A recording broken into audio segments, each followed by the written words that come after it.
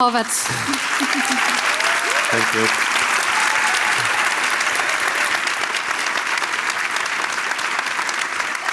I love that everybody's drinking beer. You're drinking beer? That was very 9.5 weeks, by the way. It's Denmark, you know. You cannot drink a beer in a room or whatever, I don't know. No, I see it. They are beers? Yeah, no, I'm kidding. No, I'm not joking. That's great. It's like beer and wine and everything. I thought this was like a very Can we get one? No, a bit okay. later. Yeah. Yeah, you didn't let me have a glass of wine before this. I'm sorry. Yeah, I'm a bad master. After. Yeah, anyhow, first of all, sorry, I think we were supposed to come after the video, but... I said it was very 9.5 weeks. I felt very like, love that projected images on us. I also, and we like to be Sexy. unprepared and unexpected. So, welcome to Europe. As you probably know, because you're from Denmark, this is a movie by one of your beloved directors, which is actually, by hypnosis, bringing us back into the 40s. What we want to do today is to bring you back to the future. And this is why we've chosen several topics which we will discuss today, starting by the current situation in Europe. This is why we've chosen together also several other videos, and this is also why in the end you will have an opportunity for a Q&A.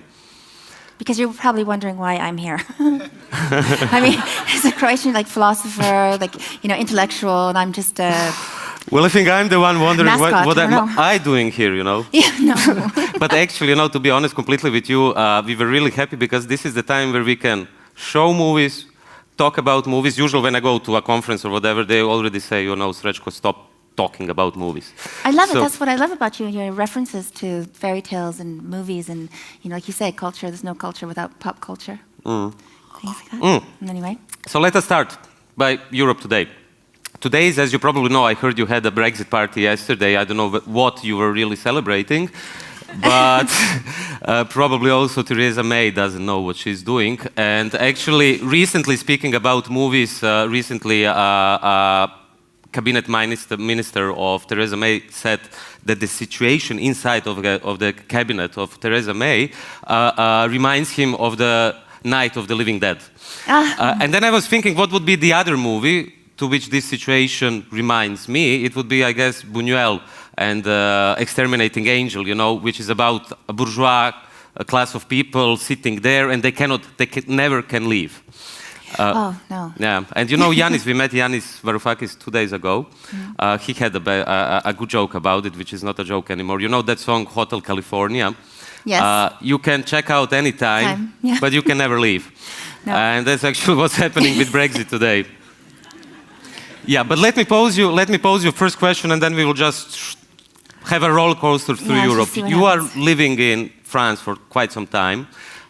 You've been also very critical of certain European leaders, like Matteo Salvini, for instance, right. Because of his treatment of refugees, also the rising fascism, if you want to call it like that, or Ur-fascism.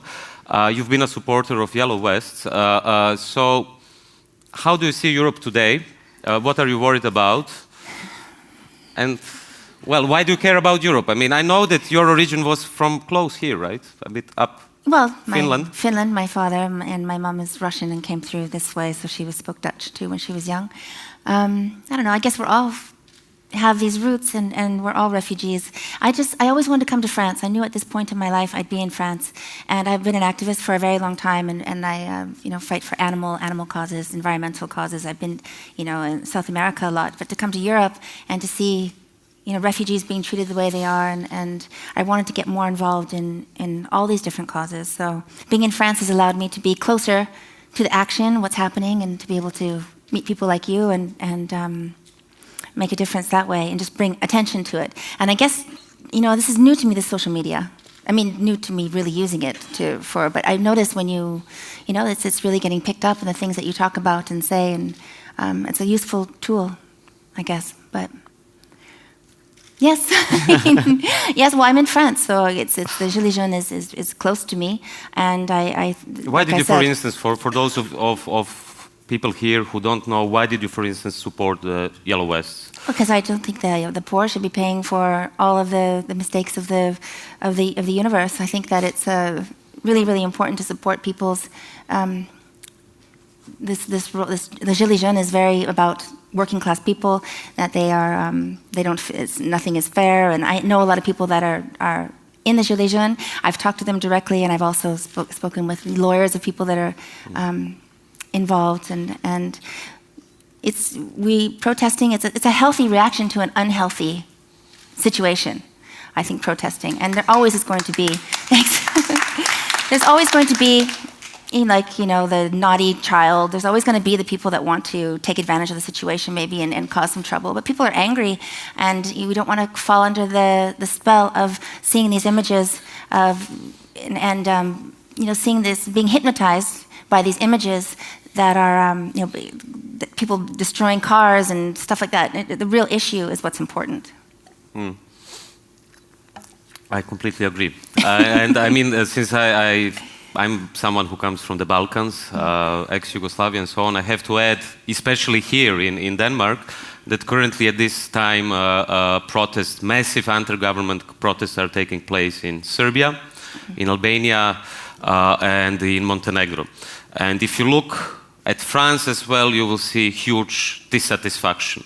If you look to other countries as well, today is not only the 29th of March, which was supposed to be the date of Brexit. Today is also, because you mentioned the naughty children, I would say we also need autistic children, because today is the day when Greta Thunberg, the Swedish girl who started or inspired the climate protests, is in Berlin.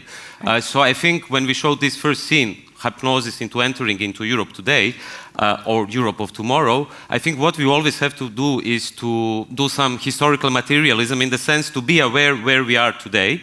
So it's you are here, Pamela is here, friends are here, other people are here, Greta is in Berlin, Agnes Varda, big respect, died yesterday, just to understand that we are in this historical situation. And that's what I actually like with your activism, because you are reminding us of that. You are reminding us that we have to act in any way in which we can, whether it's animal rights, providing help to refugees, criticizing macho men like the Australian Prime Minister or Salvini and so on. Yeah. Well, it's urgent. We need new ways of thinking, and like I say, sometimes these learning disabilities, I think, are learning abilities, and it's really nice to see. We don't need to be medicating our children for acting out. We need these kids to just speak their minds and find new ways of thinking. It's actually working. Okay. There is a clock here. Yeah. So we might enter in Alice in Wonderland or something like that. But it's for us to remind ourselves of the time. Property. And there is no time, but there is plenty of time tonight. So it's also, speaking about time, it's also this year, probably at the end of this year, we will listen a lot about the anniversary of the fall of the Berlin Wall. It will be 30 years after the event, which was so symbolic, and everyone thought it would change the world. The Iron Curtain fell down, and so on. But if you look at Europe today, you will see new walls, suspension of Schengen, new borders, so-called illiberal democracies or quasi-authoritarian regimes in Hungary, in Poland, in Italy. You will see an incompetent establishment, a political center which is paralyzed, populists coming, China coming. You will see Europe which is completely lost. So what I would propose now is to watch a friend of yours with whom you had the opportunity to work, who happened to be there 30 years ago. The Hoff!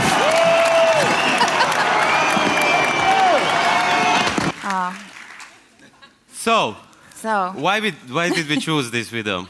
I don't know. I'll tell you. I'll ask you.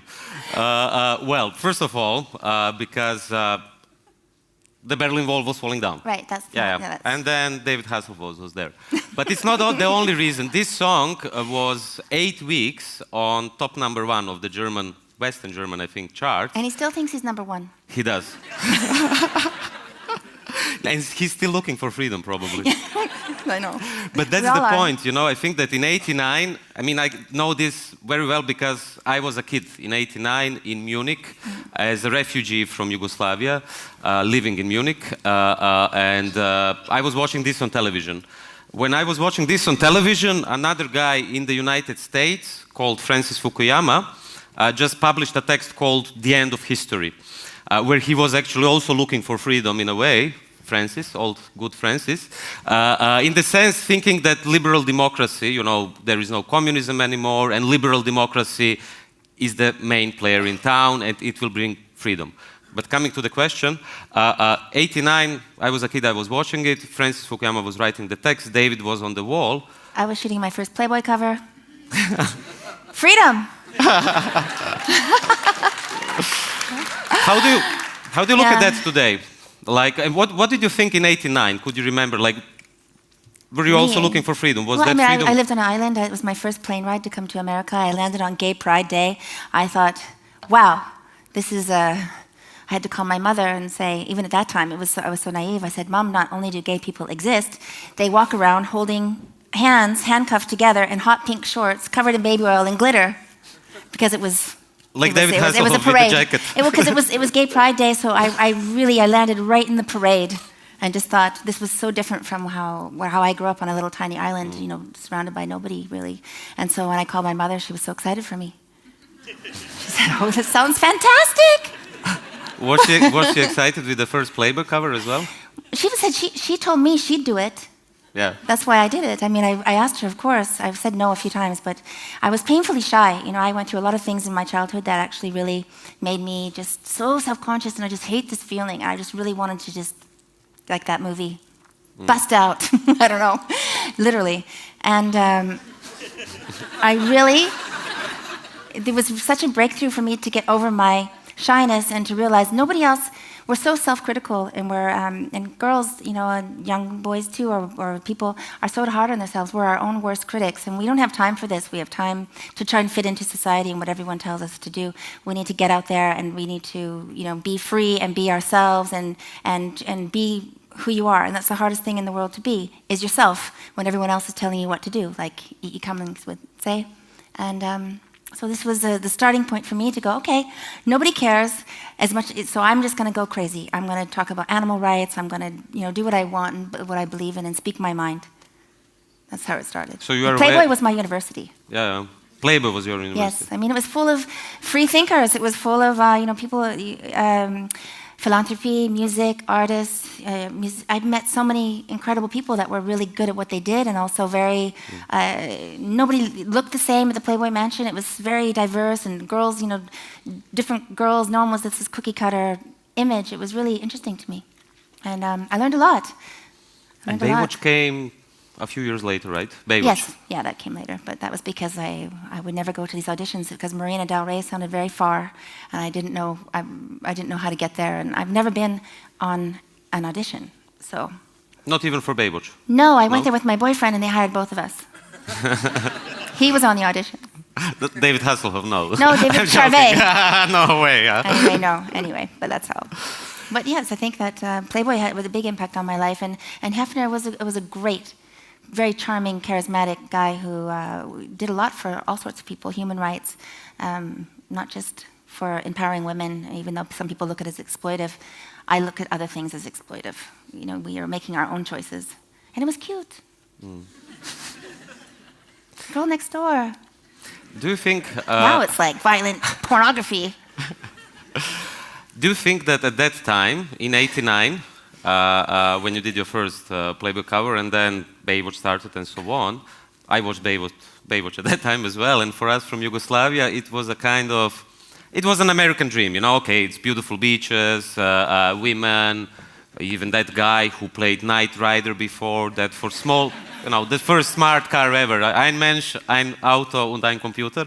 That was him, except that David Hasselhoff, I mean, we can criticize him and so on, but the good thing with Knight Rider was that basically he was fighting justice using technology, artificial intelligence. And that's the 80s. Yeah. And then come the 89, and what's happening... Don't tell me David Hasselhoff is the reason again. Okay. No. Then come 89, and I think, did you see his jacket? Yes, that was fantastic. It's really fantastic. That was fantastic. But I think symbolically it somehow shows because it's like Christmas lights. You know, it's promising this capitalist freedom after the fall of the wall, and then Knight Rider or Kit, which is the car, turns into something else. It turns into Elon Musk and the guys from Silicon Valley trying us to sell all things which should be public and not private. I think that's the problem. But we're going everywhere. I wanted to ask... Thanks. Do you think Baywatch was, in a way, complicit in selling the American dream? Like of this fantasy land where, you know... Well, I think we all dreamed about California. Even where I was in Canada, my first roll of film was just palm trees. You just don't think this place really exists. And the beaches were really cold. The water's filthy. I mean, it's not as glamorous as they made it seem. You know. Is it true that Baywatch was watched by 1 billion people a week? Yes, well, that's what they said. So that's what we believed, right? Yes, it was very popular, and it was shown in over 150 countries, which at that point I didn't realize there were 150 countries. And I realized there's probably something more I should be sharing this attention with, something more meaningful than my boyfriends and my boobs. I could be talking about animal rights, because I was an activist for animals, kind of. I was the girl they brought the three-legged dog and the cat that walked sideways and a bird with a broken wing. I just collected misfits. So I thought, I can share this attention with animals, and so you knew that already during the time of Baywatch? Of course. When I first started, interview after interview from different places, and then we went to London, and paparazzi was falling over backwards, and I thought, who's behind us? Who are these? What are they trying to take pictures of? And we realized, okay, I have a voice and I have a platform, and so I have a responsibility. Let's go further. There is someone. Well, there is not only one person whose voice is silenced today. There are many whistleblowers whose voices are silenced today. There are many citizens of the European Union whose voices will be silenced because of Article 13, which was just voted in by the European Parliament, which will change radically the way we use the internet. And they are courageous people, whistleblowers, who are revealing the secrets about many things, but also about the internet and about our freedom.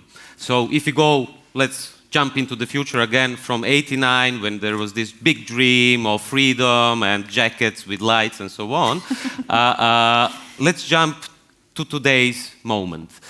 Speaking about voices who are not heard anymore, there is one voice in particular, and he's called Julian Assange, our common friend. And it's not just Julian Assange. A few weeks ago, Chelsea Manning ended up in prison, in solitary confinement, because of a grand jury established in Virginia, which is trying to extradite Julian Assange from the United Kingdom to the United States to put him in a Guantanamo sort of prison. They are now showing with Chelsea Manning what would happen to Julian Assange as well, because it's connected to the same case. They invited Chelsea Manning because of collateral murder and what WikiLeaks did. So I suggest that we hear Julian, I'm sorry, but not live, because today's, we were just speaking about it. Today's 1 year. Yep. Of what? You've been cut off. Yeah. Gagged, no visitors, no real lawyers, and no internet, no phone calls. Precisely 1 year. So today is today Brexit happened. Of course, it didn't happen. Greta is in Berlin. Agnes Varda died yesterday, and today is 1 year that Julian Assange has restricted internet, restricted visitors, and so on. And his voice, whatever you think about him, and you can think many things. I can think many things as well. We fight a lot as well, but we have a lot of fun as well. And I criticize him for meeting some people and so on. But whatever you think about him, his voice is missed. Since we started with talking about Europe, we remembered a talk Julian gave at Berlin's Volksbühne 3 years ago about Europe. So let's hear what Julian has to say. I'm warning you, it's very prophetic.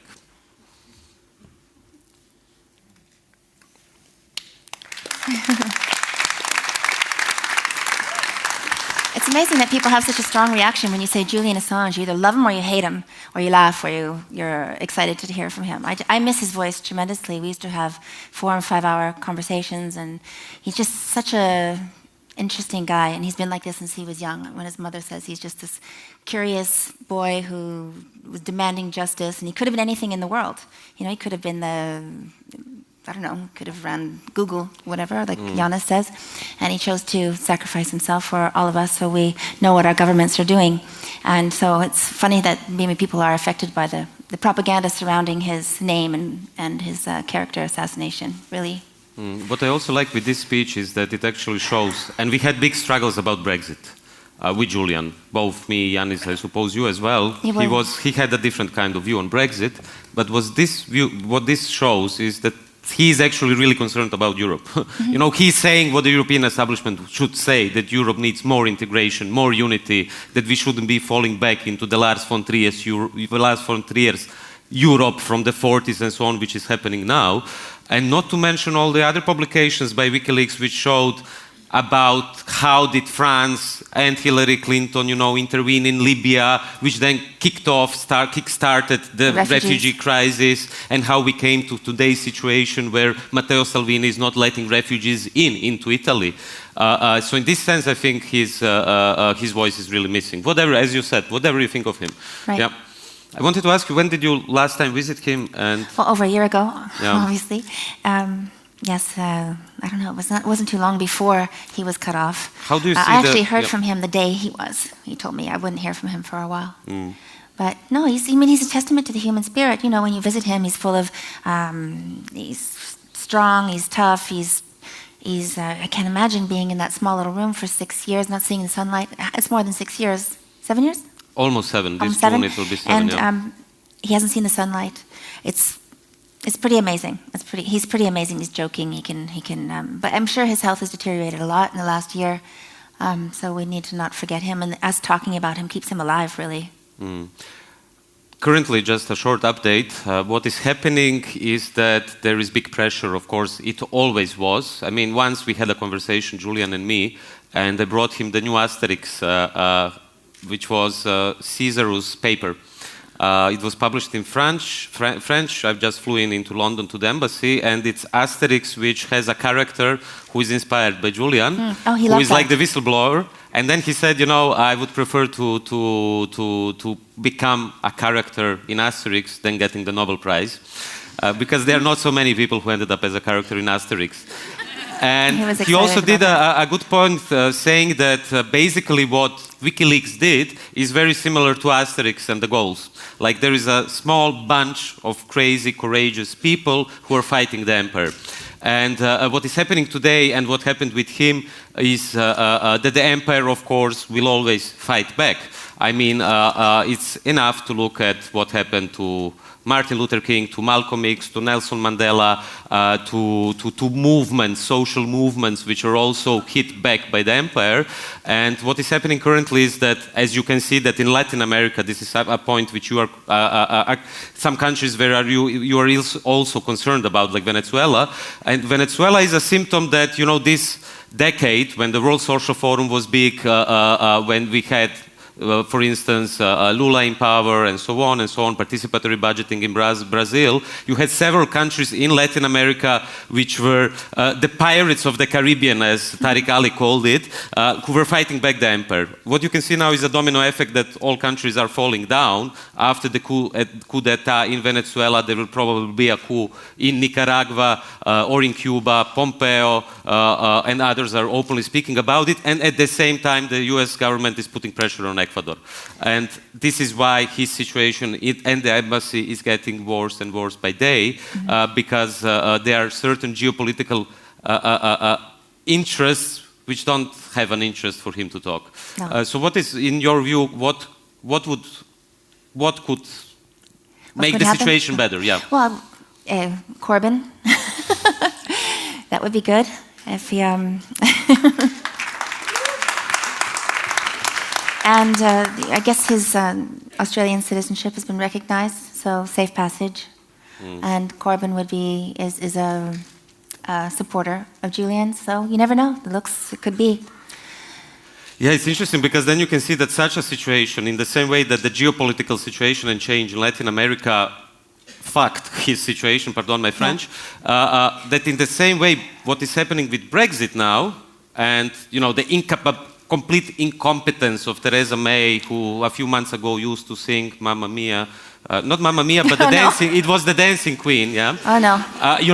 She was the Dancing Queen, like that and that. But that government might come to an end.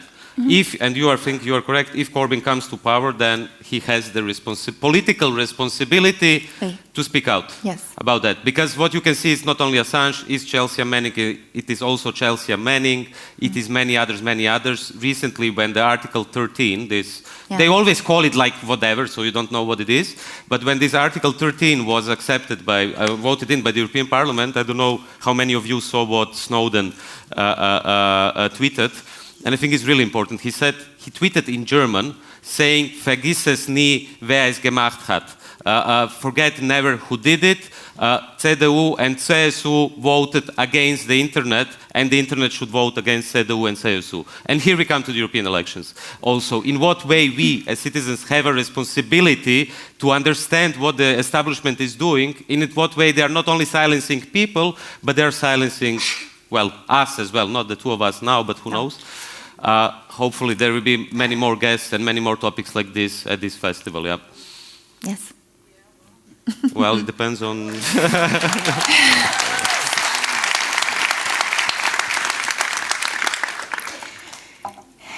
Yeah. What video do we have? What's next? Silent running. I love this.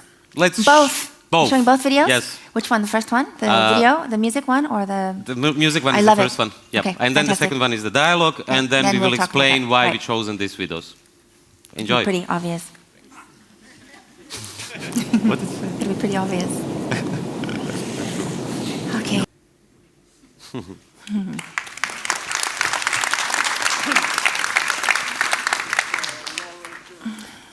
It's a funny movie. I mean, it's funny. You can see it's... I love this kind of science fiction, which is this kind of B category of science fiction. I mean, my excuses to the director and everyone who was involved in the movie. But it's kind of pathetic, melodramatic, and it's from the 70s. But when you look at it today, the song was "Tell Them It's Not Too Late." That was the 70s already telling us it's not too late.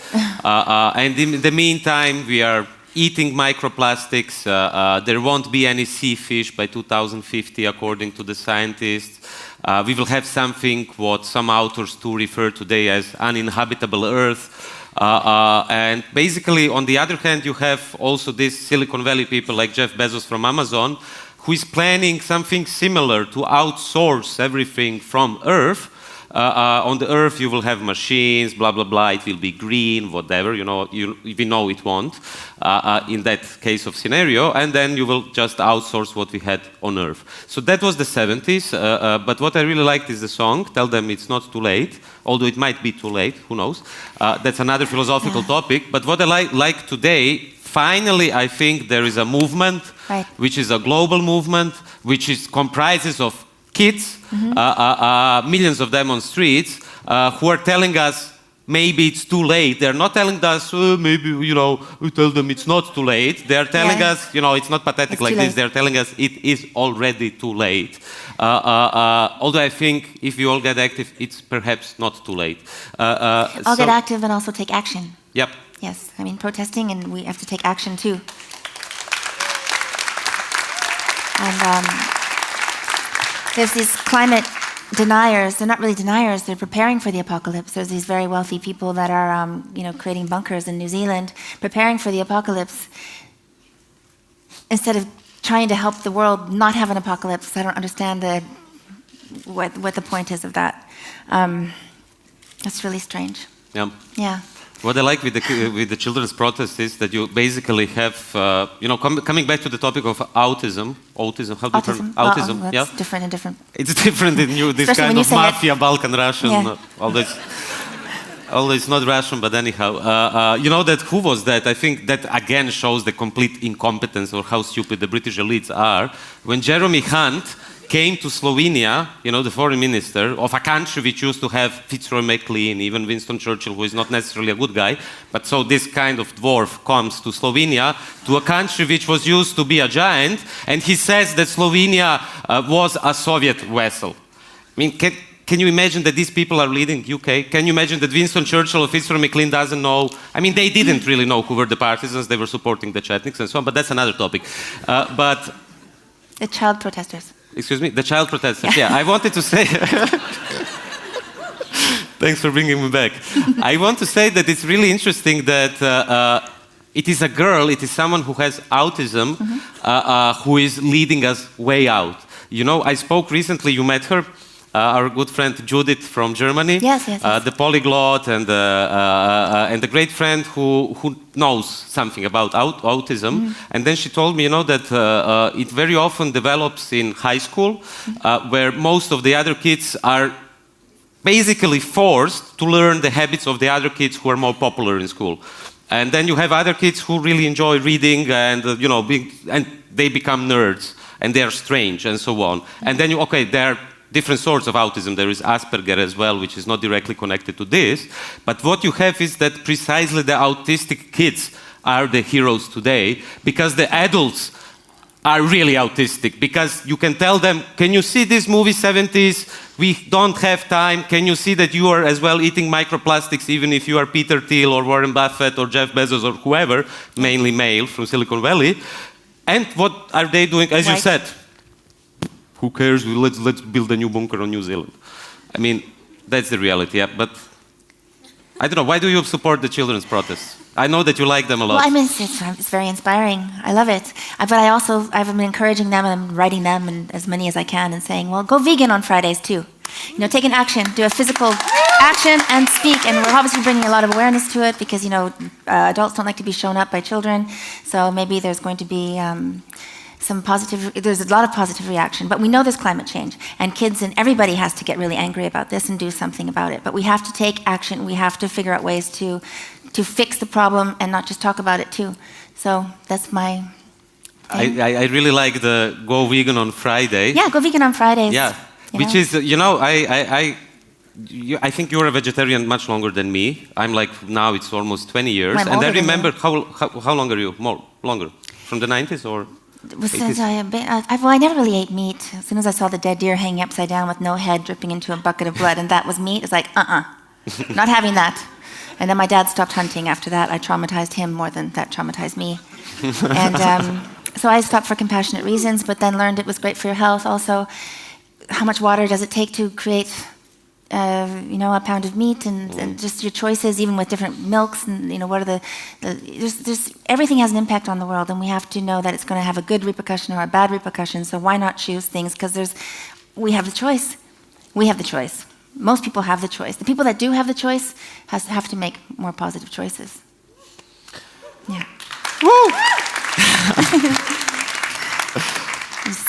But now comes, you know, there is good news and bad news. The good news is we're on stage and we're having fun, and it's really fun. For me at least, I could stay here a few hours more. But now comes the bad news. Reality. And since we are at a documentary film festival, which I'm really glad, we finally have the chance to show it, and then people will perceive it as art. Look at how beautiful it is. It's black and white movie from Georges Franju from 45. Let's look it. We apologize. I don't. But you are film lovers, so enjoy it if you can. Yep. And then we talk about it a bit later. I mean, it's pretty clear what is happening. We have to realize that factory farms are the leading cause of global warming. So we have to make better choices in our diets just to save the environment, to save the planet. And so it's difficult to watch, but sometimes things that are really difficult to watch we avoid it. I think PETA has a really good way of handling really hard subjects, is that they have a glamorous image or something funny, campaign, and then kind of slip in some of the, you know, the kittens with their eyes being poked out, and so you see it a little bit, but you don't, because a lot of these documentaries like Earthlings, and my friends have made these documentaries, they're really difficult to watch. So we don't know. So you have to somehow see as much as you can of it so you realize what you're eating. If I may add just one point, and then we go into other topics, but this is already connected to love, in a way. In what way do people today have or don't have compassion towards other beings? You know, it's not just about animals. It's about an ecosystem which is disappearing, as we saw in the movie before. And what I think is a problem, we are not too ISIS fanatics. I mean, not ISIS, but vegetarian fanatics who will come here and say, you have to stop eating meat. No, but just be aware that there is a direct connection between killing people, if you want, concentration camps, and the connection is an assembly line with killing animals. Because what you could have seen here, and that's the genius of this filmmaker, is this kind of, it's shocking to look at it, but at the same time you don't really have compassion. You have what the problem, I think, of eating meat is the objectivation of living beings. It is the commodification of living beings. It is the rationalization of killing by using assembly lines, by using the capitalist system, which also in a way was used, if you want, in Auschwitz. I'm sorry if it sounds shocking, but the concept of the assembly line came from the slaughterhouse. And why did Adolf Hitler have, as I mentioned, Henry Ford as the portrait in his Munich office in 1922? Because Ford was a big inspiration for Hitler, the efficiency of the system. So I think just next time, when you go to the supermarket, realize that it's not, first of all, it's not healthy, and second, it's connected to the climate, and third, it's also connected to the objectivation of living beings. But we have to go to love. Yes. Yeah. Empathy. So the first clip, there will be two clips about love. The first clip is one by Jean-Luc Godard, the one who didn't let Agnes Varda in, if you remember what happened. And his movie is from '65. It's called Alphaville. It's a dystopian society where emotions, free thinking, laughing, doing what we are doing now, critically rethinking, is prohibited. And the whole society is governed by an IBM-style supercomputer, and everything starts to collapse and go wrong as soon as two people fall in love. And we will see this scene about someone who doesn't have the concept of love yet. Okay, I stop. I'm spoiling again. I'm sorry. Yeah. Let's show it. No. Scary. I didn't know what I would say, but when he says you're mine or you're not mine, it's really, I think, what could human learn from machines? Because the voice is Scarlett Johansson. Scarlett Johansson. Yes. Who is her? What did I say? Is blah, blah, blah. That's all I heard. I couldn't understand. I Sorry. know. I have to learn Hollywood names a bit better. But yeah, she's an artificial intelligence, and he falls in love with her, but she falls in love with thousands of other people. But I think her response is something what humans should learn. She says, I'm yours and I'm not yours. I'm yours and I'm not yours, yes. In the sense of great feminist Alexandra Kollontai from the beginning of the October Revolution, who spoke already at that time, just before the October Revolution, about something what is called the privatization of heart. Saying that men very often, I mean women do that as well, but maybe it's more often by men, that they tend to privatize the other heart. In the sense, oh, where are you going out, with whom are you spending the time, and so on and so on. And her answer to this was free love. Not free love in the hippie sense, everyone should do whatever with everyone and so on, but in the sense of opening the space for the other. And what I find interesting with Spike Jonze's Her, besides that it's a beautiful movie about technology and artificial intelligence and love, is really that it shows that, maybe only technology can be so open and saying, well, I can have 1,000 relationships. I'm not claiming that we should have them, like in that sense, but to preserve this kind of openness towards otherness, towards others, not to privatize people, if you want. Yeah. I know, but I also believe, I'm also a romantic and believe in committed relationships, and I think that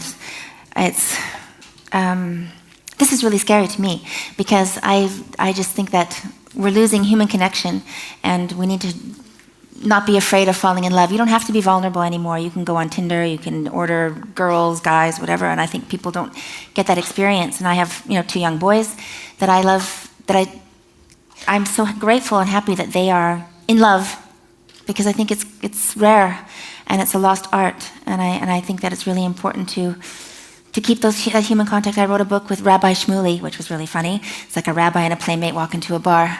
Sounds like a really bad joke, but it's amazing what we agree upon. And I spoke at Cambridge and I spoke at Oxford, and I had these women come up to me in tears saying, Pamela, you're talking about my boyfriend. I'm 21 years old, this beautiful girl, and she said, my boyfriend hasn't touched me in 4 months because he's addicted to pornography and video games, and what's wrong with me? And the things he wants to do with me are things I don't want to do. It's my first experience in love.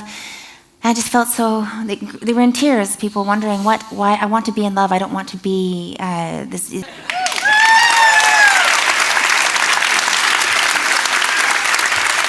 Well, there is a real urgency. That's why we all have to do whatever we have. We have to be brave, we have to be bold, get out there and speak, even if we really don't think we know what we're talking about.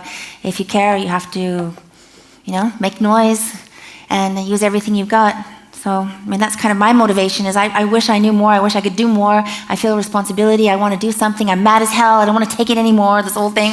It's so crazy, it's just like we all have to be this impassioned and we have to use whatever we have, whatever resources you have or whatever your strengths are, use it to help, because it's too late when it comes to climate change. It's urgent, and we can all talk about it, intellectualize it, but really it's got to come from your stomach and your heart, and we need to make a difference. I'd say something and then we open. Yeah, but besides just going mad, I love that we have to go mad, and you're going mad, and I love it how mad you're going. Yeah, all across the world. But there is one spoiler, I'm the one who always spoils films at film festivals, is that the movie is actually about the 70s in the US, where different TV stations compete because the shares fall down, not so many people are watching TV. And there's this guy who will lose his job, so he's kind of true working class hero in a way, who will lose his job, comes to the idea that he could do that, and then it becomes a reality TV. So my question is, before the question, to pose you the question, I think besides becoming mad, it's not enough to be mad. It's not enough to go on the streets. You've seen what happened with Tahrir Square, with Occupy Wall Street, with so many other social movements, which ended up in Muslim Brotherhood or Sisi or, Donald Trump in the end. Because what you need besides being mad is organization, infrastructure, responsibility, and collective action. This is important. What this movie, I think, is a lesson of is what you said recently, a few days ago actually, and we picked up the movie before you said it, that I find it that interesting, because this ends up as a reality TV. Right. This guy who said everyone should become mad ends up, spoiler, as someone who becomes a prophet and whatever, and the TV is constantly on. There is even a terrorist group like the Black Panthers who are having a reality TV.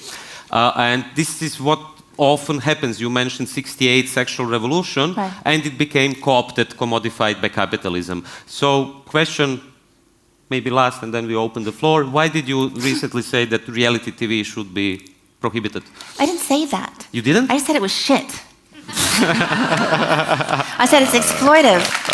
And we are, I don't know what I am, but anyway, people are trying to convince me to do these things, and I've dipped into these a couple of times just to, to bring a message, or like they have tasks, and so I try to make them have a vegan meal, but they offer you a tremendous amount of money, and I think, God, I can't turn down this because I could give this to charity, or I could give this to help my parents or whatever. So it's hard, but it's really sick in a way, because they're just exploiting these young people on these shows, and they're embarrassing themselves, and they're being, they don't get paid, they just want to be famous. And so this whole Instagram, Facebook, wanting to be famous, your self-worth depends on how many likes you have or how many followers you have. I think it's a really dangerous situation, and people say, oh, she did this, she did that. Shut up. I did what I did, but I also have an opinion about it. I think it's destructive. I just don't think it's a positive thing. There could be more intelligent things to watch on TV, or get out of the house. I don't know.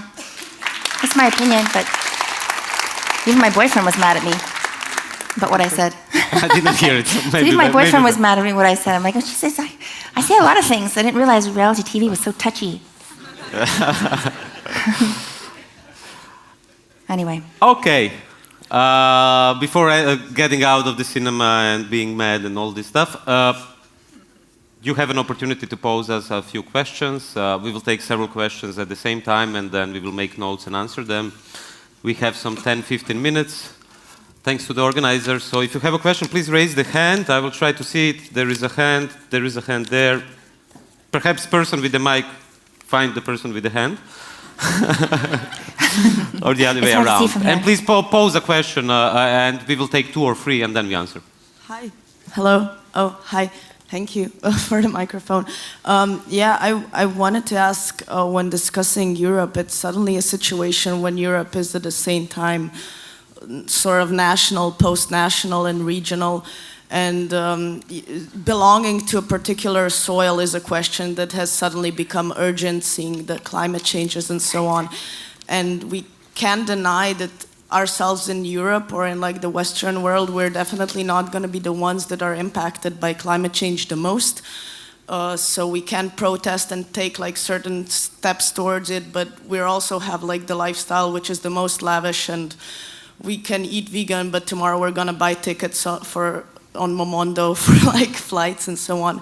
But there are going to be people coming from countries that will actually have a story about climate change and so on, people that will experience it much more than we will. How do you think that that can be used in the European context? How can we sort of let these people that will come with these stories have a voice or a platform where they can tell us about it? Thanks a lot for the great question. We will take only one more so that we remember the questions. At least I'm bad at that, at remembering. So one more, and then we answer both questions. So you mentioned that going out on the streets is probably not the answer, and it made me wonder if you have a specific idea, or more like an idea about what is better to do. If you have any suggestions regarding a next step, what we could do to raise awareness regarding this, to how to make a change, how to bring people into this that might not be interested in the first place. Well, voting, I think, is a good start. The European elections are coming. It's really important to vote. But I don't think anyone said don't protest, because protesting is very important. As sometimes there's the violence in protests I don't like so much, but we have to protest. But do you want to talk about this, or do you want to go into the climate change? Well, I completely agree that because we're all hypocrites when it comes to climate change. Yes, we're not eating meat, but we're flying on planes, and that's why we said the railroad service is really, really great in Europe. And shall be taking the train. And riding bikes. Copenhagen has more bikes than people, I hear. That's fantastic. Go ahead. Yeah, I want to take a bike tonight. Oh. To the second question, I completely agree. We didn't say don't protest, don't go to the streets. I don't think this is a Kierkegaard, either or, in a banal way, I'm simplifying. But we should do both, but we should be aware that if we are on the streets, we also need, currently there are protests taking place in Serbia. Huge, massive, for weeks, and against an autocratic leader, in a country without media freedom, in a country under harsh austerity, in a country where most of the people, like in my country, Croatia, are emigrating to other countries. And these people are on the streets. But it's not enough just to be on the streets. You need a program. You need what would you do when you would come in power. But also, I also don't think that just voting is enough. I mean, you asked concretely, yes, vote, please, everyone, at the next European elections. I don't think that this will change the world, but perhaps it might, because some processes always lead to a different other process. And just to answer to the first question, this is a very good question, because I think that the European establishment, look at Juncker, look at Tajani, Antonio Tajani, the president of the European Parliament, who recently said that Mussolini did some good things. Hello. That's the boss of the European Parliament who said that parts of Croatia are Italian. Look at Theresa May and how lost she is, and in what situation all the Brexiteers, including Farage and others, brought not only UK but Europe We should be more integrated and not in this kind of situation, which then opens the floor for China. Like you've seen what China is doing in Italy with the One Belt, One Road, and so on. I'm not saying China is bad. On the opposite, Europe is bad if it's so stupid that China is coming in and building everything and investing. So my question, I think this is my question, my answer, I think it's a really good question, because what you gave the contours of is a situation of Europe which, according just following the scientific data, will be a Europe which Germany, according to statistics, by 2060 will have a drop in population of around 20 million. Demography, if you look at the demography of Europe, it's a continent which is dying out, really. It's a continent which has less working force than it has. Less. I'm sorry, but I started to think Croatian for a moment, so I sounded a bit... because we Croatians, as you can see, are everywhere, you know. Just in Germany you have 350,000 Croatians. And most of these people would be happy to live in Croatia. I would be happy to spend more time with my family, with my nephew, with my friends and so on. Unfortunately or luckily, I have the privilege to travel, so I meet my friends everywhere from all over the world, citizens of the world. But if you look at Europe, how it might look like to 2060, so okay, no sea fish by 2050, hundreds of refugees, according this is not me or some stupid climate idiot. Refugees. Climate refugees, hundreds of millions coming to Europe. If the answer of Europe was to shut down borders, to erect walls and so on, what will the answer be? So you pose a really good question, because I think it brings us into a much deeper, we don't have time unfortunately, discussion about the concept of sovereignty. What does sovereignty mean in a world with rising sea levels, in a world where guys like Peter Thiel will build their libertarian utopias, tax havens for rich, bankers and so on, and the rest of the population, mainly from the global south, as you put rightly, will start coming to Europe?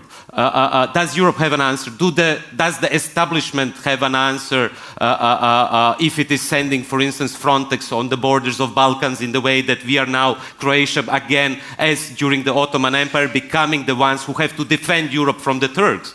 I mean, you think this is a joke? The guy who went to kill the people in New Zealand, the same as Breivik, was referring to Radovan Karadzic, to the Serb nationalist who committed genocide in Srebrenica, who was claiming that what he's doing, he's cleaning Bosnia from the Turks. So you see that this is a global phenomenon, and if we soon don't, first of all, reconceptualize our categories. What does sovereignty mean in that way? Is it the government who has the responsibility, or do we need a global world government? Do we need a constitutional assembly, a constitutional process where all the citizens of the world will say, fuck off, we don't want fossil fuel anymore, you know? Give us trains, as you said. Europe has a beautiful train system. Why are the Chinese building the trains? Because Europe is incompetent and stupid, you know?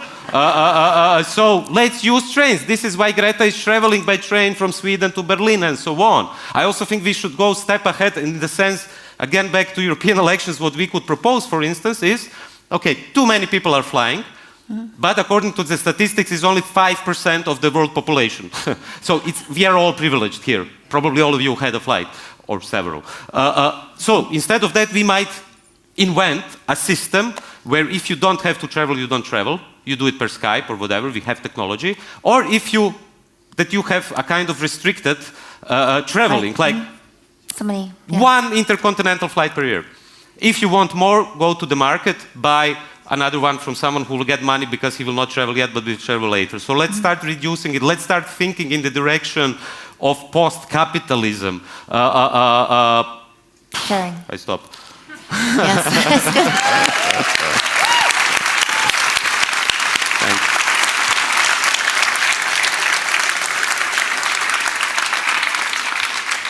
Two more questions and then we go mad. Okay, we have to give you a question because you have a PETA t-shirt. Pita. Pita, not PETA, sorry. Again, No, I'm again Yugoslav. So please here to the person here, and then gender balance, we will take this question there. Yep. Okay. I'm Hi, sorry Pam. for the rest. Hi. Greetings from Ireland. I came over. I wanted to thank you, Pam, and I'll just tell you why. Last year we were fighting to get the use of animals out of circuses back home, and we thought we'd lose the campaign. We were doing everything we could. We had the demonstrations. We were trying to get local councils on board, and we were coming up against like a really fight against the government. They just didn't want to do it.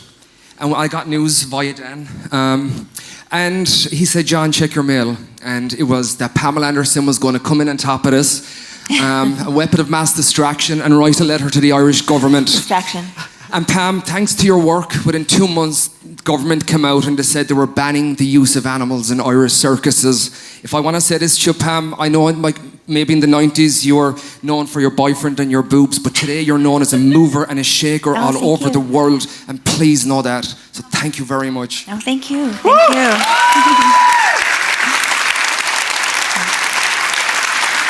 So nice. Merci. Okay,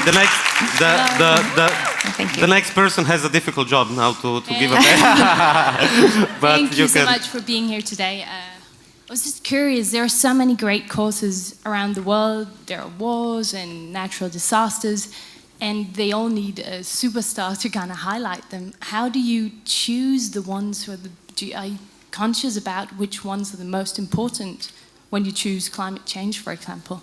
Well, I was an animal activist since I was young, and then I learned that animals don't really like to travel across barren spaces. So I started trying to save the rainforest, and then planting trees and realizing that you can't slash and burn. Agriculture is really difficult to reproduce, and there's so many things that just kind of steamrolled. And as I learned things, I apply it to my foundation, and I realized even from Dan Matthews at PETA that we can protest and we can write letters to governments. We really need government support, and so you have to get in there and talk to these people and try and convince them. And I've had a lot of success when it comes to animal welfare, even in Russia, speaking at the Kremlin, things like that. It's just, I don't know, I just feel like this is what I'm supposed to do. So I just keep on learning new things. And getting involved with DiEM25 was really important to me, meeting Yanis and Srećko and talking about, nobody there wants to be a politician, which is good, because you want to be a politician that's very suspicious, right? So... Excuse me? He was a politician in Pakistan. He was already one of the leaders of Greece. Oui, I know. Yeah, that's what you think. The people in Greece think differently. I mean, we can have a discussion about it, of course. Yeah. Well, this is what I mean. Some people are sacrificing you're trying to help, so you have to. This is why DiEM25 was created, to kind of shake people up, and they're kind of these academics with street smarts, because I like to call them, and they're getting involved. And none of them really want to be elected. They want to just shine a light on the issues that are important. yeah, You can speak just more one. about Yeah, I will not go into this debate. We can have it later if you want, because we are at the very end. But just one point, because you posed a question and didn't just shout at us. Thanks. A question about superstars and shedding light at certain topics. I would say, and I'm sorry we don't have that video. I promise next time, if you invite us, we will show many more videos. We have to follow David Bowie and his song Heroes. Everyone can be a hero for a day. And not only Pamela Anderson, not only activists, you can all be heroes for a day, and not just superstars. Yeah. Finished. Well, if I can be effective, anybody can be effective. I don't know. Oh my God. Oh, how nice. Thank you so much. Thank you. I don't know what to do with that. Shall I give it to you? No, it's for you. It's for you. Oh, yes, I'll take it. Merci. Thank you, guys. Thank you. Thank you. Oh, thank you so much. That was so fun. Pamela, thank you so much. Srećko, Thank you. wonderful to have you here. Thank you. Thanks everyone for Srećko. coming. Enjoy the rest of the festival.